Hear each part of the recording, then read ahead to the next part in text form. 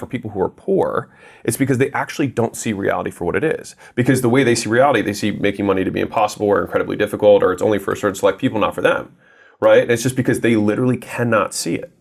What is necessary for people to break the broke mindset that society has kind of trapped people in that keeps them poor? So I think like people have two sets of resources, right, that they allocate. So they've got time and they've got money. Yeah. And so if you look at someone's bank statement and you look at their calendar, you know what their life is. And you can also predict where their life is going to be in X amount of years, right? And so if someone wants to change what their life is going to look like, you have to reallocate where you're investing the resources that you have.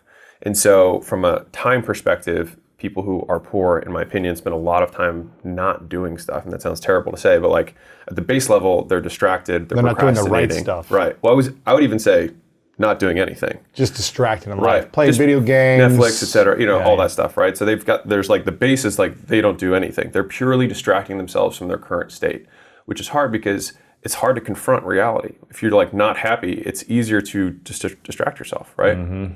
Now, the level above that is you've got people who are operating, they are working every day, but they're operating in low leverage opportunities, right? So they're doing things that do not give them a lot of return on their time, right? And so it's like I could work, it doesn't matter how many hours I work at McDonald's, like it's very, very difficult to become wealthy there, right? It's just near impossible, right? Mm-hmm. Versus like you could buy a building for $10 million and then sell it to somebody else for $11 million, just get the contract and make $1 million on the exchange.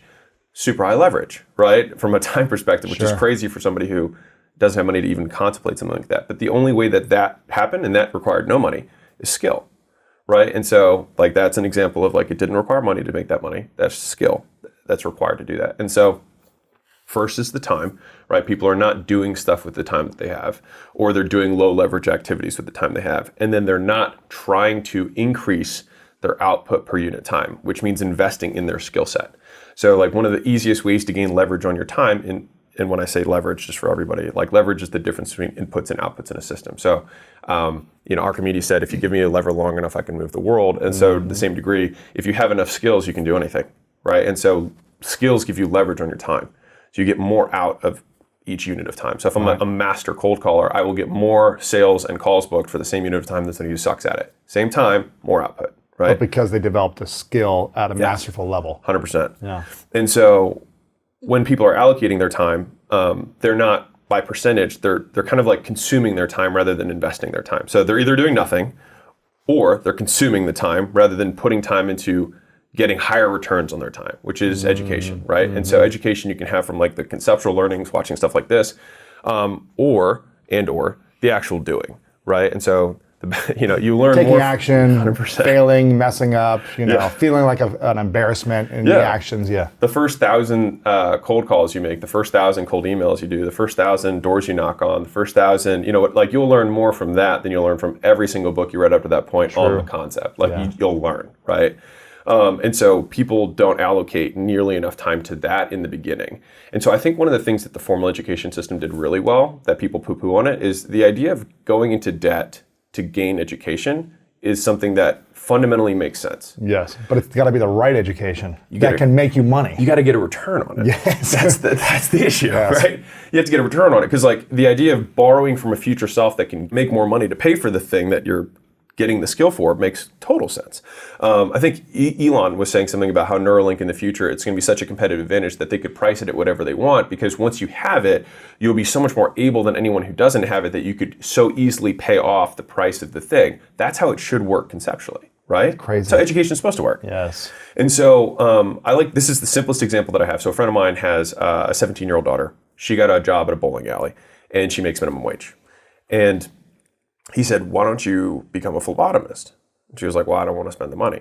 He's like, it's $500 and it's a 2-day certification. And then after you have that, you make $25 an hour. So she didn't have the money. Now she could save it to get the $500, right? Or she could take a loan for the $500 from her dad and pay it back in a week, right? Because she has higher earning capacity. And so it was like she could either save for 8 weeks, right, from her bowling alley to pay the $500, or she could take a loan for the 500, do the 2 days, and then pay it off in a week. So at that 1 week, she now has 7 more weeks of earning capacity. This is a micro example, right? 7 more weeks of earning capacity at her new level, and she'd be net positive on the next 7 weeks of earnings, right? And so that's just a micro example of like what skill investing does. And so that, because a lot of us talk about like, you got to get educated, you got to learn stuff, and like you learn stuff by doing it. And a lot of times you pay for that education or access to people who can teach you those skills, because a lot of people aren't going to give it to you for free, and that makes sense. It's okay. Like it took them time to learn the thing, and they compressed that time to give it to you. So I mean, that's why I'm if there's one thing that's my like life's mission, it's education. The single highest return on investment thing I've ever done, and not to sound trite here, but I just like using scenarios. Like if I had taken all the money that I had spent on coaching, mentorships, courses, workshops, seminars, and put that in the S&P 500 when I, 10 years ago, right? The amount that I would have right now is inconsequential compared to what I currently have. And it's because I invested in something different. So rather than investing in the S&P 500, I invested in the S&P 500. So I took all of the excess cash that I had every single month, and rather than saying like, oh, I'm at a dollar cost average, I'm long term, I wait 4 years, whatever.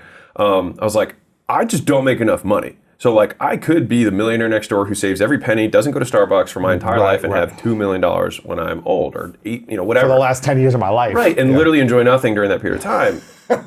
That doesn't sound like that's not a trade I wanted to make. And so I had a belief that I know I will work hard, and if I'm given the right tools, I will be able to implement them. And so I took all my extra money, and this is kind of, a lot of people might not necessarily agree with me on this, but it worked for me. So I put all of every dollar I had, even went into debt, to get access to communities and mentors and coaching programs and masterminds. Yes. And those were the biggest gifts of all. And it wasn't even just like the biggest gifts I got from those wasn't even the education, but it was the perspectives on reality. It was people disproving things that I thought to be true. So I was like, this is the way the world is. And they were like, that's false. And my whole paradigm shifted because I had distortions of reality. I thought reality was different than it was. And so right now for people who are poor, it's because they actually don't see reality for what it is. Because the way they see reality, they see making money to be impossible or incredibly difficult, or it's only for a certain select people, not for them, right? And it's just because they literally cannot see it. And so I'm trying to think of an example of when like you can see something that, an easier example is like kids and parents, right? Like a kid thinks the world is a certain way, and the parent's like, you just haven't seen enough stuff yet. And so, as you level up in the entrepreneur space, there's also just more levels of that where other people are like, this is the perspective you need to have. And you're like, no way, that's possible. And so that's where those rooms gave me the highest ROI. The other skills, because there's so many people there that are trying to learn the same things, they already said, hey, get this program, read this book. And so they helped sift through the mountain of information that's out there, because I only have one resource, which is time at that time, right? And so it's like, okay, I'll spend it, but where do I spend it? And they were like, okay, if you want to learn real estate, these are the top 3 guys. You can join this Facebook group, get into this guy's community. He has a coaching program that helps you do wholesaling. This guy's a coach that does Airbnbs. This guy does, and so it's like, which one do I choose? The answer for everybody who's curious is do them all. Because you're just like, you're not, like people are like, which one should I do? I'm like, you're not going to be poorer by learning more. Right? And then it's not like you have a finite capacity to learn. The more you learn, the better you get at learning. Right? And then the more lines and synergies you find between different skill sets and opportunities, the more dangerous you become. 100%. If you just learn cold calling, but you didn't also learn, copywriting and email marketing or speaking on stage, it's the combination of multiple skills that make your earning power so much greater. I'm literally getting goosebumps. Dude, I love it. It's the compound. Yes. And so I have this example where I break down Jay-Z, right? And so if you look at Jay-Z in the beginning, like he had, he probably had a natural proclivity for rhyming and beat or rhythm, whatever, right? So that was his first like kind of skill. He probably practiced that a little bit because he was into it, right? And then he started rapping, right? So that was his first level skill. And then he learned, writing lyrics, and it's like, okay, so that's another producing, skill, right? And exactly. Then he learned producing, and then he learned marketing, and then he learned performing on stages or something. Yes, and then he learned how to sign other people to his, how to start a label, and he started learning. And so with each of these skills, it wasn't 1 + 1; it was like 1 + 1 + 1 = 10, right? And so like in a formal world, like the world that's not rap, like if someone's good at math, they can learn accounting or bookkeeping first, right? It's like, okay, that's a level 1 skill. And then you learn accounting. Okay, now you're making more. And then you learn how insurance works, and you're like, oh, okay, now you can start to see this person evolve. And then you learn how tax and tax efficiencies work, and you're like, oh.